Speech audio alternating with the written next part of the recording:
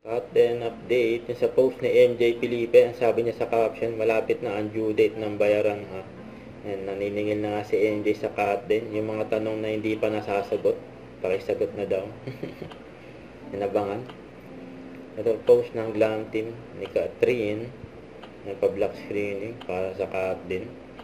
Nakarang araw. Kitang-kitang gaano ka-close si Alden sa Glam Team ni Catherine. Ayan, magsama-sama pa nga yung mga mag-couple, oh. Ayan, kasama na ang cut din. Yun, oh. Saya-saya nila eh. Kaya sa black screening. Ayan, cancel ang kanilang pa-black screening dahil na may bagyo. Ayan, ito muna yung mga pinakita. Ayan, pinagkaguluhan ng cut din, oh.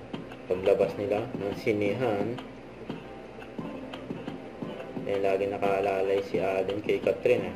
Saka to, post ng bench. Ayan, para sa cut din.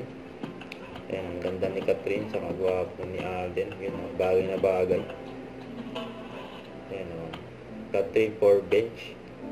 Yung actual saka behind the scene. Ayan, sinut yan sa studio ni Catherine. Ayan, oh. Kita-kita yung pinagandahan ni Catherine, yung pag-workout niya. Ayan yung resulta ng pag-workout ni Catherine, no? Ayan, sexy, oh. Grabe yan, oh. Pinakita pa yung chan ni Catherine, eh. Grabe. Huwag kalimutan mag-subscribe, click on notification bell para update rin po ang future reaction vlog. Bye guys, thank you for what